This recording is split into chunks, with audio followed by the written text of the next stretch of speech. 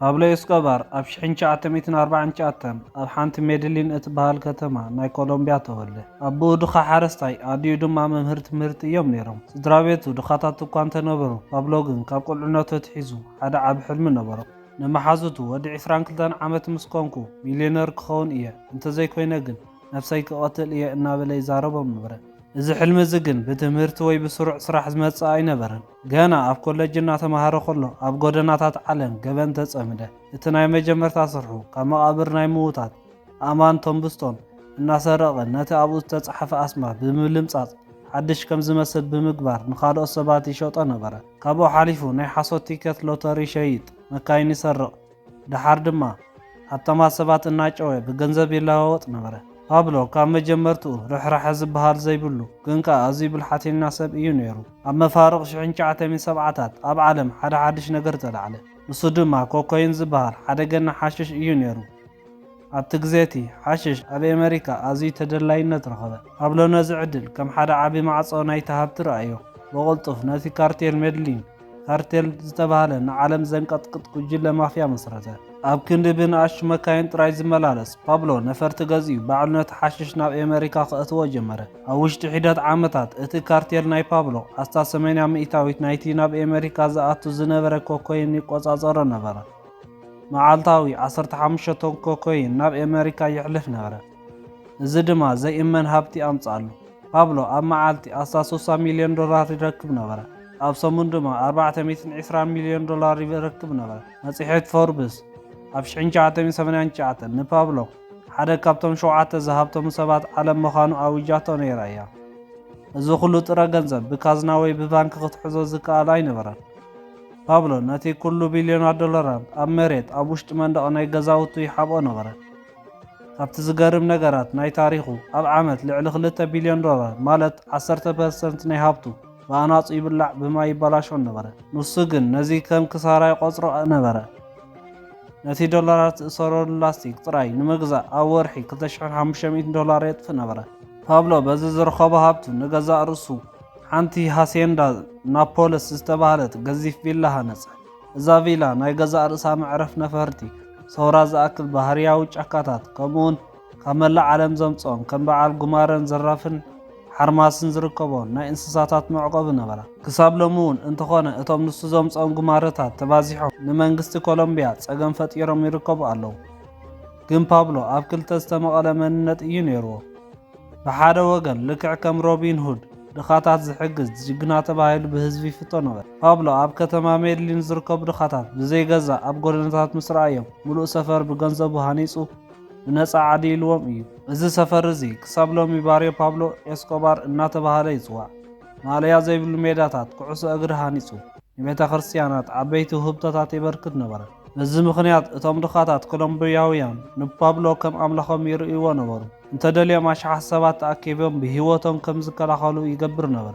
ብኻልእ ወገን ግን ፓብሎ ሰብ ዘይንሕፍ ጨካኒ ዝመልኦ ኣራዊት እዩ ነይሩ።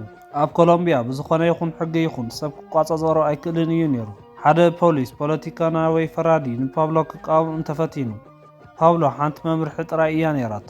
ንሳ ድማ ፕላታ ኦ ፕሎሞ፣ እዚ ማለት ድማ ገንዘብ ወይ ጥይት ማለት እዩ። ነቲ ሰብ ፈለማ ኣዝዩ ብዙሕ ገንዘብ ብጉቦ ሂቦ ነቲ ገንዘብ እንተወሲድዎ ይድሕን። እቲ ሰብ ቁኑዕ ኮይኑ ነቲ ጉቦ እንተነጺግዎ ግን መወዳእቱ ሞት እዩ። ፓብሎ ብሂወቱ ከሎ ንልዕሊ 1000 ፖሊስ ኮሎምቢያ ብኣማይት ደያኑን ጋዜጠኛታትን ከምኡውን ንሰለስተ ሕፁያት ፕሬዝደንት እታ ሃገር ቀቲሉ እዩ። ፓብሎ ንሓደ ነገር ጥራይ እዩ ዝፈርህ ነይሩ። ናብ ኣሜሪካ ተታሒዙ ካብ ምኻድ ኣብ ኣሜሪካ ኣብ ቤት ማእሰርቲ ካብ ዝነብር ኣብ ኮሎምቢያ ኣብ መቃብር ከኣቱ ይመርጽ ይብል ነበረ። መንግስቲ ኮሎምቢያ ሕጊ ምትሕልላፍ ገበኛታት ምስ ኣሜሪካ ምስ ፈረመ ፓብሎ ኣብ ልዕሊ መንግስቲ ኮሎምቢያ ጽዑቕ ወግእ ኣወጀ። ኣብ ጎደናታት ከተማታት ቦምባ ዝተጠምጠመ መካይን እንዳፈንጀረ ኣሽሓት ንጹሃት ዜጋታት ከም ዝሞቱ ገበረ። ሓደ እዋን ንሓደ ፖለቲከኛ ከቐትል ኢሉ ጥራይ ንሓንቲ 107 ተሳፈርቲ ዝነበርዋ ነፋሪት ብቦምባ ከም እትፍንጀር ገይሩ እዩ። ነቲ ኩነታት ደው ንምባል ብዝገበሮ ፈተነ ንመንግስቲ ኮሎምቢያ ነቲ ናይ ምሉእ ዕዳ ብቢልዮናት ዶላራት ዝቁጸር ካብ ጅባይ ክኸፍሎ እየ ጥራይ ኣይተሕልፉኒ ኢሉ ይሓቶም ነበረ። መንግስቲ ግን ኣይተቐበሎ። ኣብ መወዳእታ ህዝብን መንግስትን ኮሎምቢያ ምስ ደኸሙ ምስ ፓብሎ ሓደ ዘገርም ስምምዕ ገብሩ። ፓብሎ ብፍቓዱ ክእሰር ግን ኣብታ ባዕሉ ዝሃነፃ ቤት ማእሰርቲ ጥራይ ትኸውን ተሰማምዑ። ፓብሎ ላ ካቴድራለ ዝተባህለት ናይ ገዛ ርእስ ቤት ማእሰርቲ ሃነፀ። እዛ ቤት ማእሰርቲ ብስሙ እምበር ናይ 5 ኮኸብ ሆቴል እያ ትመስል ነይራ። ሜዳ ኩዕሶ እግሪ፣ ጃኩዚ፣ ናይ ቢልያርዶ መጻወቲ ከምኡውን ፓርቲ ዝግበረላ ቦታ ነይራ። ፖሊስ ኮሎምቢያ ናብ ውሽጢ 3 ኪሎ ሜትር ናይዛ ቤት ማእሰርቲ ክቐርቡ ኣይፍቀደሎምን ነበረ። ፓብሎ ኣብ ውሽጢ ቤት ማእሰርቲ እናሃለወ ነቲ ናይ ኮኮይን ንግዱ ብስልክን ብልኡኻትን ገይሩ ቆጸሎ። ግን ሓደ መዓልቲ ንኽልተ መሳርሕቱ ኣብ ውሽጢ እታ ቤት ማእሰርቲ ኣእትዩ ምስ ቀተሎም መንግስቲ ናብ ንቡር ቤት ማእሰርቲ ክቕይሮ ምስ ደለየ ፓብሎ ብዘይዋዕዋዕታ ብድሕሪት ቢጫካ ኣቢሉ ሃደመ። ካብዛ ዓለት እዚኣ ጀሚሩ ድማ እቲ ዝዓበየ ሃድን ኣብ ታሪክ ዓለም ጀመረ።